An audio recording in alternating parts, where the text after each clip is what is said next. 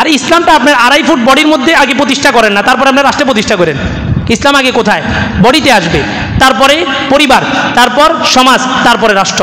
ধাপে ধাপে যান, রাষ্ট্র পর্যন্ত আপনি যেতে হবে না, আপনাকে অটোমেটিক ধাপগুলো আগে নিয়ে যাবে।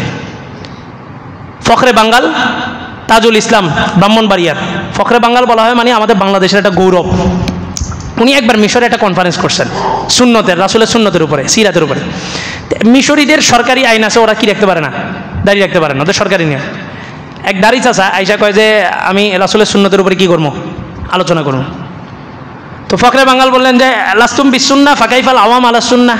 আরে তুমি তোমার নিজেরই তো সুন্নত নাই, তা জনসাধারণ তোমার সুন্নতের কথা শুই না কিভাবে সুন্নতের উপর আসবে? তো সেটা আগে বলতেছে হালিল ইসলাম ও ফিল লিহিয়া। আরে ইসলামটা কি খালি দাড়ির মধ্যে ঢুকাইছেন নাকি? ইসলাম কি দাড়ির মধ্যে নাকি? তো ফখরে বাঙ্গাল বললেন যে নাম, তোমার কথা সত্য, সদাক্তা। লাইসাল ইসলামু ফিল লিহিয়া লাকিন আল লিহিয়াতু ফিল ইসলাম। তোমার কথা সত্য, ইসলামের মধ্যে দাড়ি নাই, এই দাড়ির মধ্যে ইসলাম নাই, তবে ইসলামের মধ্যে কি আছে? দাড়ি আছে। আর ইসলাম কি অর্ধেক না পুরোটা? ইউমিনু বিবাদিউ ওয়া ইয়াকফুরু বিবাদ, এটা তো মুনাফিকের স্বভাব। কোরআনে আল্লাহ বলছেন উদখুলু ফিস সিলমি কাফা, ইসলামে কিভাবে প্রবেশ করো? পরিপূর্ণ হয়ে প্রবেশ করো। ইসলাম মানে ইসলাম, ইসলাম মানে আর ইসলাম ছাড়া কারোর সাথে আমার কোনো সম্পর্ক নাই। প্রস্তাব তো রাসূলকে তারা দিছে, কি দিছে? বলছে 1 বছর তোমার ইবাদত, আরেক বছর আমার ইবাদত। প্রস্তাব কে দিছে? কাফেররা না মুসলমানরা? কাফেররা।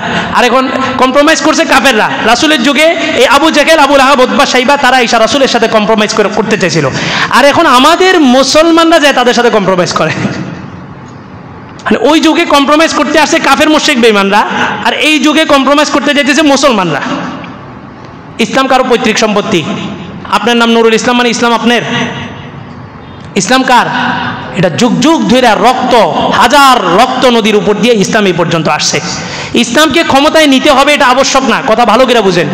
ইসলামকে ক্ষমতায় নিতেই হবে এটা আবশ্যক না, তবে ইসলামকে তার আপন অবস্থানে বহাল রাখা এটা আবশ্যক।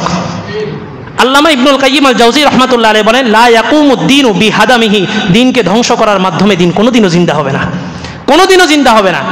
আপনার নেতাকে ফাঁসি দিছে, ওই মঞ্চে আপনি যাইতে পারেন নাই, আপনার এতটা গায়রত। আর যে মঞ্চের মধ্যে আমার আল্লাহকে প্রতিনিয়ত বিসৎগার করা হইতেছে, আমার রসুলকে প্রতিনিয়ত বেঈমানি করা, অসম্মানী করা হইতেছে, ওই জায়গায় যে আপনি আবার শুকরিয়া আদায় করেন কিভাবে? ওইখানে যে আমি শুকরিয়া আদায় করি কিভাবে? বলে যে আল্লাহ তাআলা আনছেন এই জন্য শুকরিয়া আদায় করি, আলহামদুলিল্লাহ।